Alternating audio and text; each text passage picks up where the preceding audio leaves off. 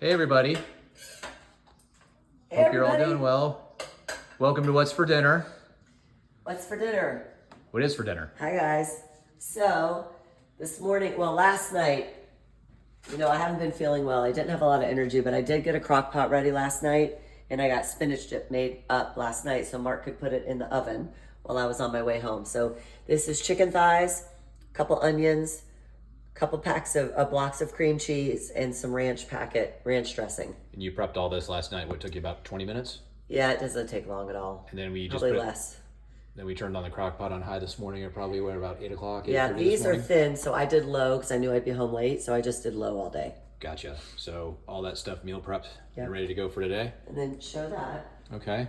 I'm showing your spinach dip. Spinach dip. I'm just going to get the recipe so you can hover over it and people can screenshot it for the recipe because I always get asked. This spinach dip too, just so everybody knows, is amazing. It's got a lot of garlic in it and it just tastes so good. Yeah, so I do extra garlic and I don't do artichokes. So it's a spinach and artichoke dip, but this probably took longer than that last night to prep. Okay. But, And you said you have a... so right here's the recipe.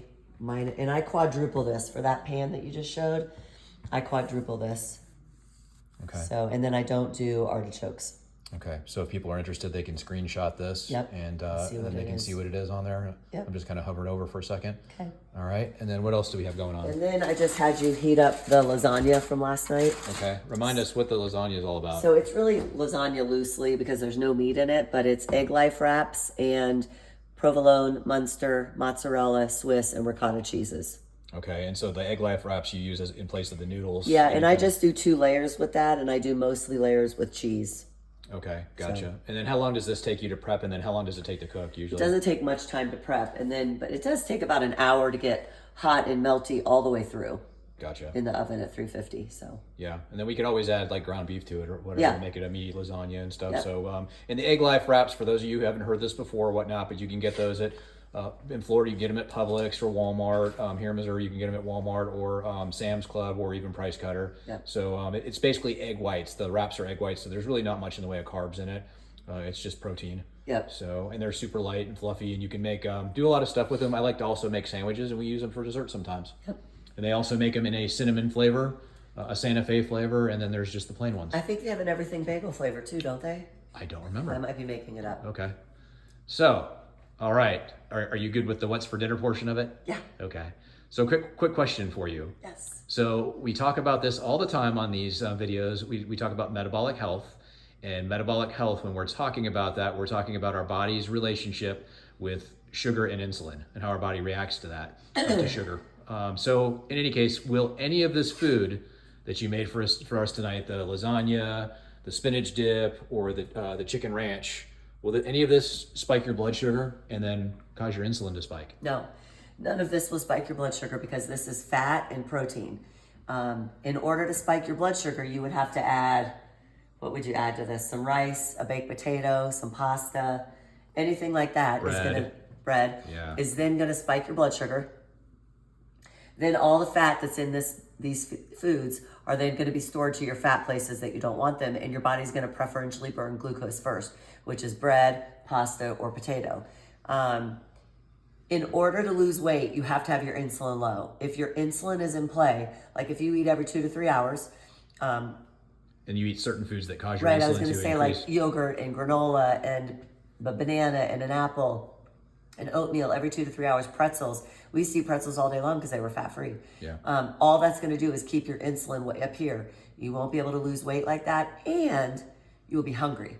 You cannot manage cravings when your insulin and blood sugar is going up and down. Yeah, that's tricky. But when your sugar's here, your insulin is here, and you will be able to manage cravings better and say no to foods. Gotcha. So the other thing that would make this go to fat is if you drink alcohol before this meal.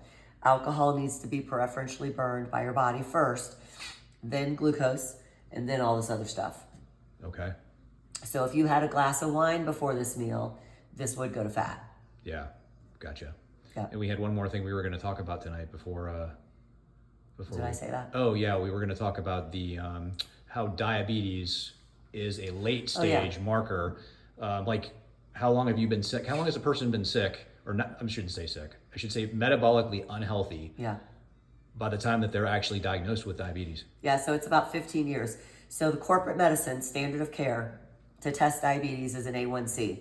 Once your A1C gets to 5.7 to 6.4, that's pre-diabetes, which I don't believe in that. You're either like pregnant, you're not pre-pregnant. I didn't walk around saying I'm pre-pregnant, like you're just, diabetic or having trouble with sugars. 6.5 and above, A1C is full-blown diabetes. By the time you get diagnosed, you've been unwell for about 15 years. That's damaging your carotids, damaging your coronaries, damaging your eyes for retinopathy, peripheral neuropathy, all of these things. There are a lot of ways to test your metabolic health before we even get to an A1C. But standard of care as such in our sick care model has nothing to do with health.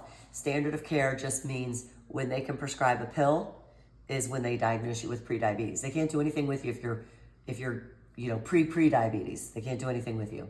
Yeah, and for those people watching who don't know what an A1C is, it's a blood test that we run in our office. We can get it done just about anywhere that does labs. Yeah. But it's what is it, 90-day average of Yeah. your blood sugar, basically. Just Yeah. That's all it is. Yep. So, and then half the time providers don't even run it. But anyway, I get excited if it's 5.3 and above. Okay, 5.7 is the cutoff for corporate medicine. But if you got 5.3 and above, you've got some things working against you. Yeah.